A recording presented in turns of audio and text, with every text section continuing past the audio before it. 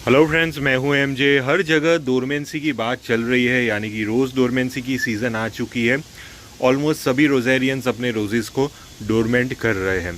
लेकिन सबसे बड़ी दिक्कत ये है कि जो भी रोजेरियन कोकोपीट में अपने रोजेज़ को ग्रो कर रहा है, तो कोकोपीट में हम रोजेज़ को कैसे डोरमेंट कर सकते हैं, उसके लिए क्या क्या हमें चीज़ें करनी है, कब मल्चिंग करनी है, कब प्रूनिंग करनी है, और हमें अपने रोज़ेज़ को ये डोरमेंसी पीरियड के टाइम हमें कैसे इसकी केयर करनी है ताकि हमारे रोज़ेज़ प्रूनिंग के बाद अच्छा रिज़ल्ट दे पाए।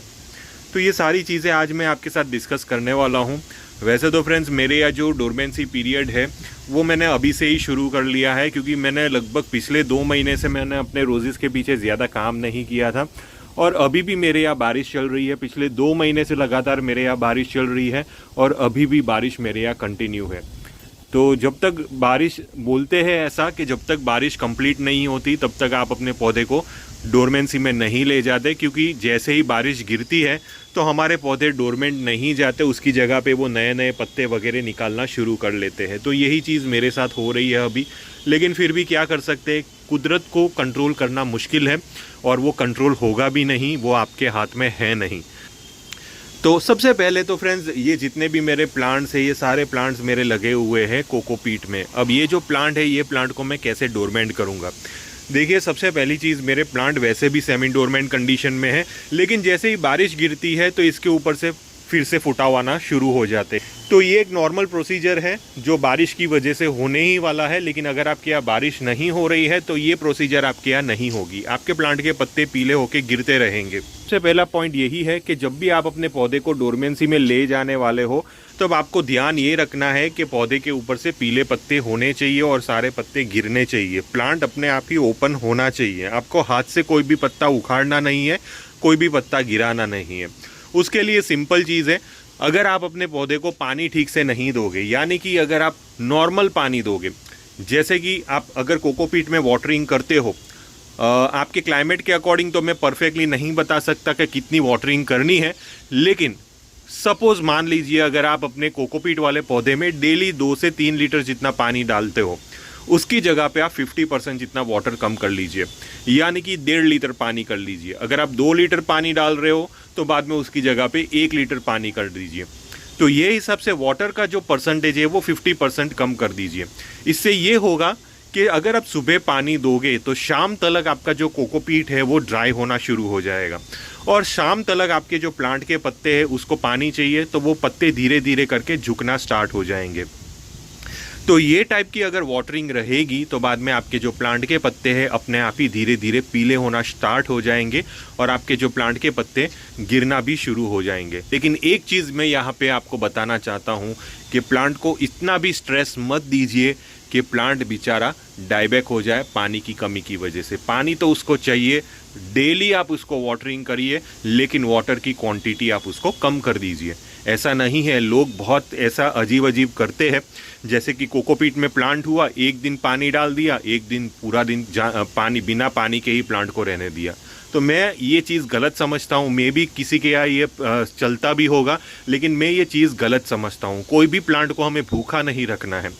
थोड़ा थोड़ा खाना दीजिए उसको, खाना का मतलब पानी, क्योंकि पानी ही सबसे बेस्ट फूड होता है प्लांट का। तो थोड़ा थोड़ा पानी आप डेली दीजिए, लेकिन जितना आप पानी रेगुलर देते हो उससे आप 50% जितना कम कर सकते हो, जिसकी वजह से आपका जो प्लांट है वो डोरमेंसी में जा सके। अब दूसरी इंपॉर्टेंट चीज़, प्लांट के ऊपर किसी भी टाइप का फंगीसाइड, इंसेक्टिसाइड तो आपको स्प्रे करना ही नहीं है। ये चीज़ आपको भी पता है, क्योंकि सिंडर में भी यही सेम प्रोसेस चलता है।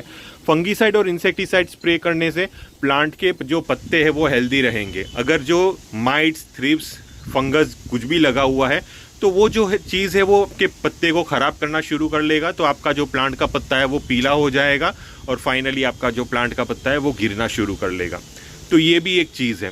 दूसरी इंपॉर्टेंट चीज़ मैं आपको ये बताना चाहता हूँ, डोरमेंसी के प्रोसेस के दरमियान आप अपने पौधे के ऊपर के जो भी फ्लावर्स हैं वो फ्लावर्स को बिल्कुल भी कट मत कीजिए, पिंच मत कीजिए। फ्लावर्स को ड्राई होने दीजिए। जैसे ही भी फ्लावर्स है उसको कम्प्लीटली ड्राई होने दीजिए, उसको सूखने दीजिए। देखिए, जैसे ही आप अपने फ्लावर्स को कट करोगे तो नीचे वाले नोड एरियाज एक्टिव हो जाएंगे और वहाँ से फिर से नई ब्रांच निकलेगी। हमें अभी नई ब्रांच नहीं लेनी है। ये चीज़ समझ के चलिए कि अगर आप अपने पौधे को डोरमेंट कर रहे हैं तो नई ब्रांच लेने के लिए डोरमेंट नहीं कर रहे हैं, हमें प्लांट की एक्टिविटी को रोकना है। तो अगर आप फ्लावर्स को पिंच नहीं करोगे, कट नहीं करोगे, तो नीचे से कोई भी नई ब्रांच नहीं निकलेगी। उसका दूसरा बेनिफिट ये भी होगा कि जैसे ही ये फ्लावर ड्राई हो जाएगा तो जो प्लांट की नीचे वाली जो स्टेम होगी वो उसके अंदर स्टोरेज की एक्टिविटी बढ़ेगी। अगर आपने स्टोरेज वाली वीडियो नहीं देखी है मेरी तो प्लीज़ जाके देख लीजिए। मैंने लिंक डिस्क्रिप्शन बॉक्स में दिया है कि स्टोरेज क्या चीज़ होती है और स्टोरेज को बढ़ाने के लिए हम क्या कर सकते हैं। तो जैसे कि अगर हम फ्लावर्स को कट नहीं करते हैं तो जो नीचे वाली स्टेम है वो थोड़ी सी कड़क हो जाएगी और मोटी भी हो जाएगी, जिसकी वजह से प्लांट के अंदर का स्टोरेज बढ़ेगा। और जब प्रूनिंग के टाइम वो स्टेम अगर आप कट करोगे तो वहाँ से बहुत अच्छी और हेल्दी ब्रांचेस निकलने के चांसेस बढ़ जाते हैं। तो प्लांट के जो फ्लावर्स है उसको बिल्कुल भी कट मत करिए, उसको ड्राई होने दीजिए। ये एक चीज़ है। तो ये कुछ ऐसी नॉर्मल चीज़ें हैं जो डोरमेंसी के दरमियान आपको करनी है। ज़्यादा कोई एक्टिविटी आपको करना नहीं है, आपको भी आराम करना है और साथ में आपके पौधे को भी आराम करने दीजिए। आपको एक चीज़ का ध्यान रखना है, क्योंकि जब पत्ते गिरते हैं तो हमारे टेरेस पे बहुत सारे पत्ते इकट्ठा हो जाते हैं, तो उसको साफ रेगुलर इंटरवल पे करते रहिए ताकि प्रूनिंग के टाइम आपको ज़्यादा मेहनत नहीं करनी पड़े। बाकी डोरमेंसी के दरमियान आपको कुछ भी ज़्यादा एक्टिविटी करनी नहीं है। अब एक सवाल आपके माइंड में चलेगा कि सर डोरमेंसी के दरमियान क्या हम अपने पौधे के अंदर रिपोर्टिंग कर सकते हैं? बिल्कुल नहीं, ये मैं आपको स्ट्रिक्टली मना करूंगा, क्योंकि बहुत सारे लोग ये समझते हैं कि डोरमेंसी के दरमियान हम अपने पौधे की रिपोर्टिंग कर सकते हैं।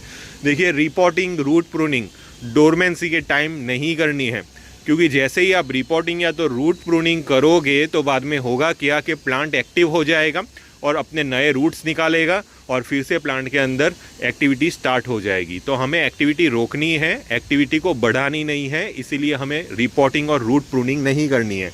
तो बहुत सारे लोग यहाँ पे फिर से एक दूसरी बात सोचेंगे, सर हमने देखा है बहुत सारे एक्सपीरियंस रोजेरियन तो डोरमेंसी के दरमियान रूट प्रूनिंग करते हैं और रिपोर्टिंग करते हैं और आप मना कर रहे हो। देखिए, मैं मना डोरमेंसी के टाइम पे कर रहा हूँ। मेरी बात आप ध्यान से सुनिए। अगर आप ध्यान से सुनोगे तो बाद में आपके पास क्वेश्चन अराइज ही नहीं होंगे और कमेंट सेक्शन में मेरे पास कमेंट्स भी कम आएंगे। तो ये चीज़ है कि जब आपका प्लांट डोरमेंट है तब आपको कोई भी एक्टिविटी करनी नहीं है, लेकिन जो एक्सपर्ट्स बताते हैं कि डोरमेंसी के दरमियान जो हमें रिपोर्टिंग और रूट प्रूनिंग करनी है वो तभी करनी है जब आप अपने पौधे को डोरमेंसी से बाहर निकालने वाले होते हो तब। ये दोनों चीज़ में फ़र्क है, तो प्लीज़ आप समझिए। अब जैसे कि आपको जब अपने प्लांट को डोरमेंसी से बाहर निकालना होता है उससे 20 दिन पहले हम अपने प्लांट के अंदर मल्चिंग करते हैं। मल्चिंग से रिलेटेड मेरी पूरी एक अलग वीडियो आएगी इसके बाद, तो वो वीडियो आप देख लीजिएगा। तो मैं आपको सिर्फ यही बताऊंगा कि प्रूनिंग, जो भी आपकी डेट की जो प्रूनिंग होती है वो प्रूनिंग डेट से 20 दिन पहले आपको अपने प्लांट के रूट्स के आसपास फर्टिलाइज़र, ऑर्गेनिक फर्टिलाइज़र की मल्चिंग करनी होती है। मल्चिंग आपके प्लांट के रूट्स के आसपास इसलिए की जाती है ताकि आपके प्लांट के रूट्स एक्टिव हो जाए और डोरमेंसी में से वो बाहर निकलना शुरू हो जाए। तो तब हम अपने प्लांट के अंदर रूट प्रूनिंग कर सकते हैं या तो रिपोर्टिंग कर सकते हैं। लेकिन जब आपका प्लांट डोरमेंट है, जब डोरमेंसी की सीज़न चल रही है, तब आपको अपने प्लांट के अंदर रूट प्रूनिंग और रिपोर्टिंग नहीं करनी है। तो ये चीज़ ध्यान रखिए कि जैसे ही आपको प्रूनिंग करनी हो तो प्रूनिंग के 20 दिन पहले जब आप अपने प्लांट के अंदर मल्चिंग करने वाले होते हो तब आप अपने प्लांट के अंदर रूट प्रूनिंग और रिपोर्टिंग कर सकते हो, अगर आपके प्लांट के पास बहुत सारे रूट्स बन चुके हैं। बाकी मैं रूट प्रूनिंग अपने रोजेस के अंदर करता ही नहीं हूँ और मेजरली मैंने अपने प्लांट के अंदर किसी भी प्लांट के अंदर रूट प्रूनिंग नहीं की है ये 2.5 से 3 साल में। जो भी है मैं रूट्स लेता ही रहता हूँ, लेकिन बहुत सारे लोग रूट प्रूनिंग भी करते हैं, ये आपकी पर्सनल चॉइस होगी। तो ये चीज़ ध्यान रखिए कि रूट प्रूनिंग एग्जैक्टली कब करनी है। या तो आप मानसून की सीज़न में करिए जब आपके यहाँ फुल फ्लेज बारिश हो, या तो आप अपने प्लांट को जब भी डोरमेंसी में से बाहर निकालने वाले होते हो तब आप अपने प्लांट की रूट प्रूनिंग कर सकते हो, रिपोर्टिंग कर सकते हो। तो ये कुछ ऐसे बेसिक और सिंपल पॉइंट्स है जो डोरमेंसी में आपको करना है और कुछ भी आपको प्लांट के पीछे एक्टिविटी नहीं करनी है। लेकिन सबसे बड़ा सवाल ये रहेगा कि एग्जैक्टली हमें प्रूनिंग कब करनी है और डोरमेंसी की डेट हमें कौन सी सिलेक्ट करनी है। देखिए, डोरमेंसी की डेट सिलेक्ट करने के लिए सबसे पहले आपको डिसाइड करना होगा कि आपको प्रूनिंग कब करनी है। तो हमें सबसे पहले प्रूनिंग की डेट सिलेक्ट करनी होगी। प्रूनिंग की डेट कब सिलेक्ट करनी है? देखिए, प्रूनिंग की डेट आपको एग्जैक्टली तभी सिलेक्ट करनी है जब आपके यहाँ टेम्परेचर, दिन का टेम्परेचर 30 से 32 डिग्री के आसपास हो, रात का टेम्परेचर आपके यहाँ 20 से 22 डिग्री के आसपास हो। तो ये टेम्परेचर होना चाहिए। लेकिन यहाँ पे पूरी स्टोरी ख़त्म नहीं होती। ये टेम्परेचर के 10 से 15 दिन के बाद आपके यहाँ नाइट का टेम्परेचर कम होना चाहिए। ये चीज़ आप आराम से अपने वेदर ऐप से देख सकते हो कि जब भी आप कोई प्रूनिंग डेट सिलेक्ट करते हो, उसके 10 से 15 दिन के बाद आपको ये देखने को मिलना चाहिए कि जो नाइट का टेम्परेचर है वो धीरे धीरे करके डाउन जा रहा है। यानी कि 20-21 डिग्री है, उसकी जगह पे 19, 18, 17, 16 ऐसे करके धीरे धीरे करके वो नाइट का टेम्परेचर डाउन होना चाहिए। तो वो प्रूनिंग डेट के 10-12 दिन के अंदर अगर नाइट का टेम्परेचर डाउन हो रहा है तो वो प्रूनिंग डेट आपके प्लांट्स के लिए सबसे बेस्ट प्रूनिंग डेट होगी, और उसके बाद आपका प्लांट बहुत जल्दी ग्रो होना स्टार्ट हो जाएगा और जो फ्लावर बड्स प्रोड्यूस होंगे वो बहुत हेल्दी प्रोड्यूस होंगे। तो ये चीज़ आप देख लीजिए। तो प्रूनिंग डेट अगर ये डेट आपने फिक्स कर ली, उसके महीने 1.5 महीने आपको जितना टाइम अपने प्लांट को डोरमेंट रखना है, उसके 1.5-2 महीने तक आप अपने प्लांट की डोरमेंसी की डेट सिलेक्ट कर सकते हो। Maximum 2 months.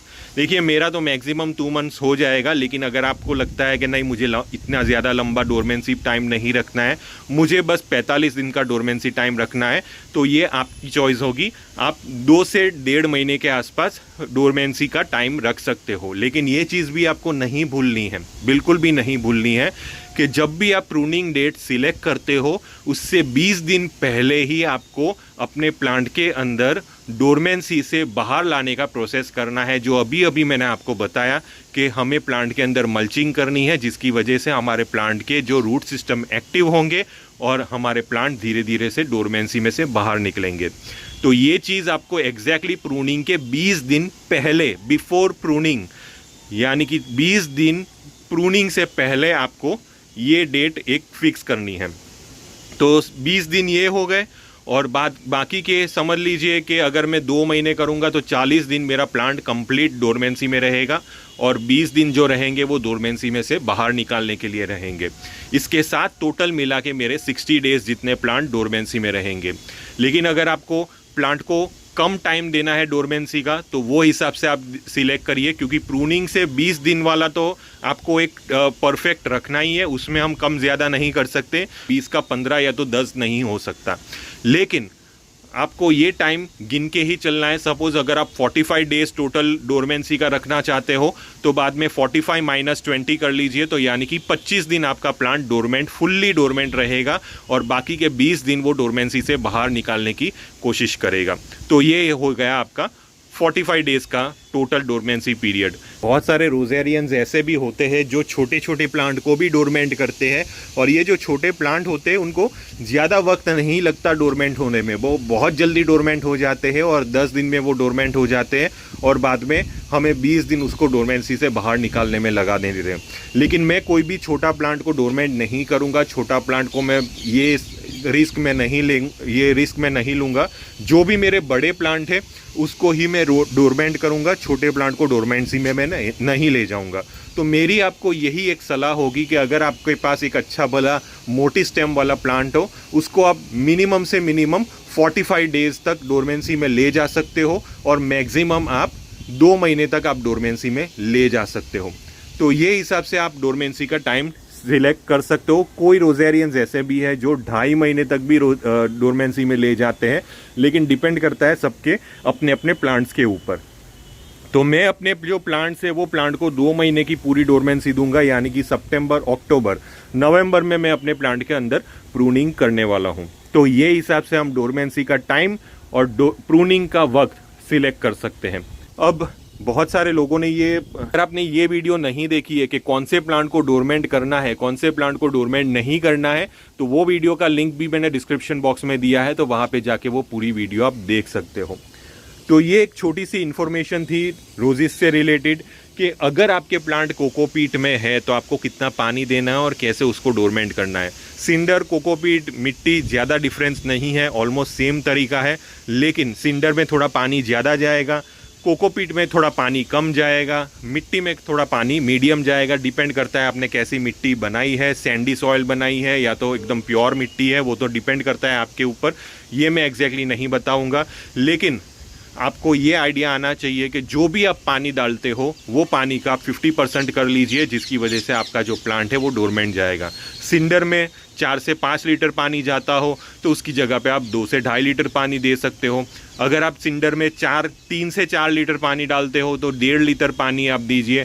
लेकिन अगर आप कोकोपीट में 2 से 3 लीटर पानी डालते हो तो उसकी जगह पे सिर्फ 1 लीटर पानी दीजिए, लेकिन डेली पानी दीजिए, ताकि प्लांट को ये ना लगे कि मेरे ओनर मेरे साथ कुछ बुरा कर रहे हैं, मुझे भूखा रख रहे हैं। ऐसा बिल्कुल भी उसको एहसास मत दिलाइए। उसको पानी दीजिए डेली, और बाद में लेकिन उसको पानी दीजिए डेली, लेकिन ऐसा पानी, लेकिन उसको 50% की क्वांटिटी में पानी दीजिए, ताकि वो धीरे धीरे अपने रेस्ट में जा सके। तो अगर आपको किसी भी टाइप का कन्फ्यूजन हुआ ये टॉपिक से रिलेटेड, तो आप प्लीज़ मुझे टेलीग्राम ग्रुप में कांटेक्ट कर सकते हो। टिल देन के लिए थैंक यू फ्रेंड्स, और हैप्पी गार्डनिंग।